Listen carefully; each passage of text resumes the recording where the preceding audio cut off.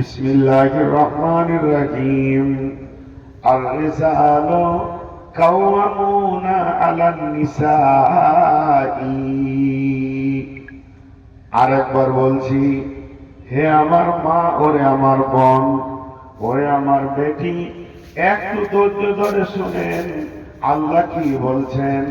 আর রিজালু কাওয়ামুনা আলান নিসাই।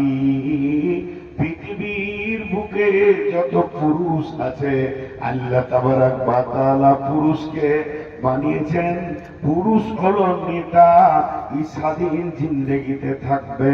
আল্লাহ তাবারাক ওয়া তাআলা মহিলাদেরকে বলছেন, হে মহিলার দল, পৃথিবীর পুরুষেরা তোমাদের ওপরে নেতৃত্ব দেবে, তোমাদের ওপরে কর্তৃত্ব করবে, এবং তোমরা সেই পুরুষের অধীনস্থে নিজের জীবনটাকে কাটাবে। নারী কোনোদিন নেত্রী হতে পারে না, নারী কোনোদিন নেতৃত্বের গদিতে বসতে পারে না। আল্লাহ তাবারাক ওয়া তাআলা নারী নেতৃত্ব দেননি, পুরুষকে নেতা বানিয়েছেন। তাই আল্লাহ তাবারাক ওয়া তাআলা বললেন, আর রিজালু কাওয়ামুনা আলান নিসাই। পৃথিবীর মুখে যত পুরুষ আছে তারা নেতৃত্ব দেবে মহিলাদের উপরে।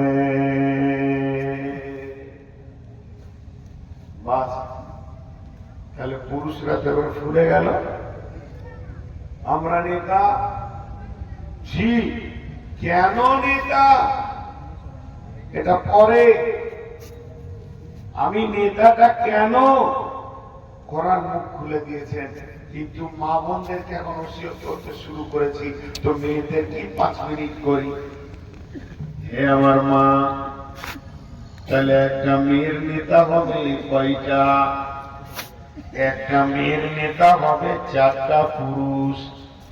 যতদিন মেয়েটি জন্ম নেবে যেদিন, সেদিন ওই মেয়েটার নেতা হবে তার আব্বা।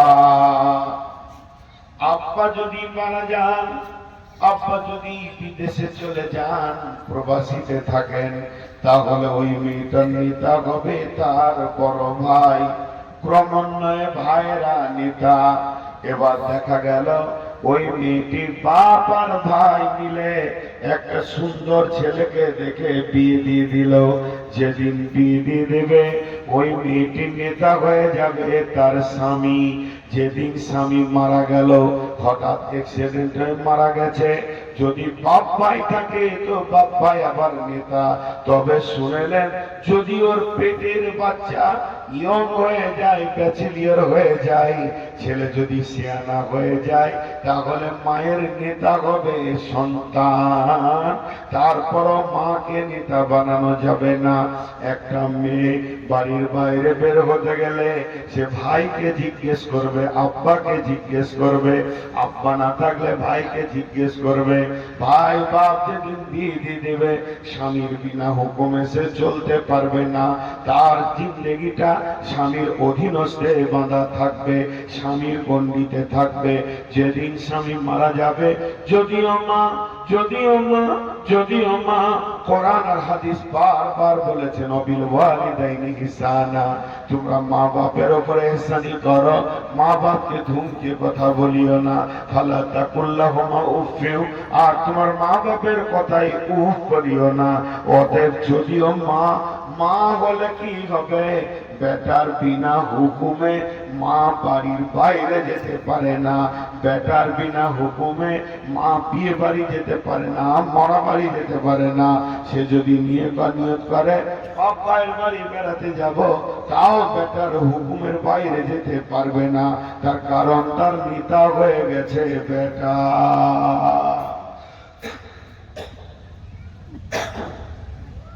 তার নেতা হয়ে গেছে বেটা।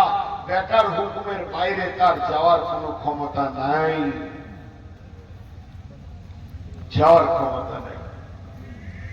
এবার নারীটাকে 1 মিনিটের জন্য গাড়ি মনে করলেন, গাড়ি। আর এই গাড়িতে একটা কাগজ থাকে, সেই কাগজটার নাম হলো ব্লু বুক। ব্লু বুকটা কি? ওই গাড়ির চ্যাসিস, ইঞ্জিন, গাড়ি কবে বের হলো, গাড়ি কবে রিলিজ হলো, গাড়ির নাম, নাম্বার এবং যে কিনেছে তার সঙ্গে সেই ঠিকানা লেখা থাকে। যখন কোন গাড়ি রোডে অ্যাক্সিডেন্ট করবে, ওই গাড়িটা কোর্টে টেনে নিয়ে চলে যাবে, থানাতে টেনে নিয়ে চলে যাবে, ওই গাড়ির বিচার হবে।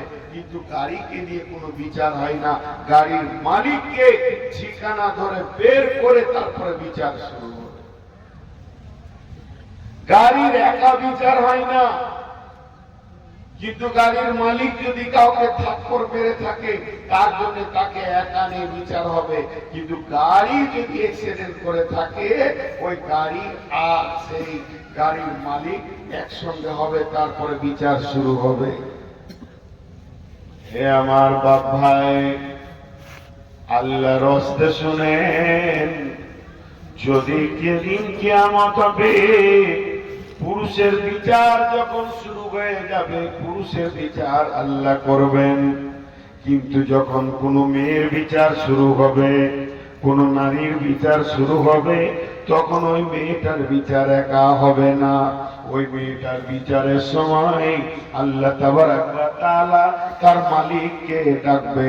যদি কোনো মেয়ে যুবতী অবস্থায় গুনাহ করে থাকে, তার বাপকে, ভাইকে ডেকে তার বিচার হবে।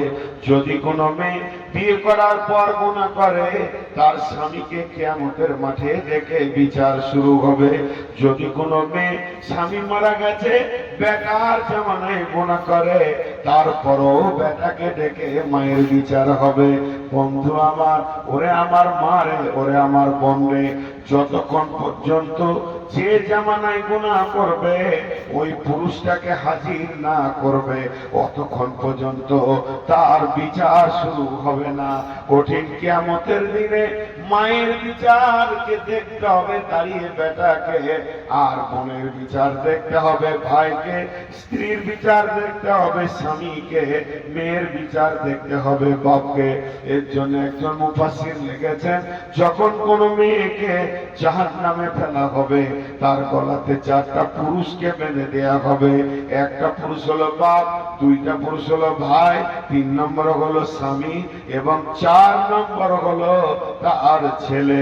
আবার যদি কোনো পুরুষ জাহান্নামে যায়, এমনও হতে পারে যে তার গলায় 4খানা নারীকে বেঁধে দেওয়া হবে। সে নিজে নামাজ পড়েছে, রোজা রেখেছে, বড় বড় ইবাদত করেছে, তেলাওয়াত করেছে, তাসবিহ করেছে, কিন্তু বন্ধুরে সে বাপ, সে নিজের স্ত্রীকে কন্ট্রোল করেনি, মেয়েকে করেনি, সে তার বেটিকে করেনি, সে স্ত্রীকে করেনি, মাকে করেনি, বোনকে। এর জন্য এই মেয়েগুলি তার ঘাড়ে দিয়ে তাকে জাহান্নামে ফেলা হবে।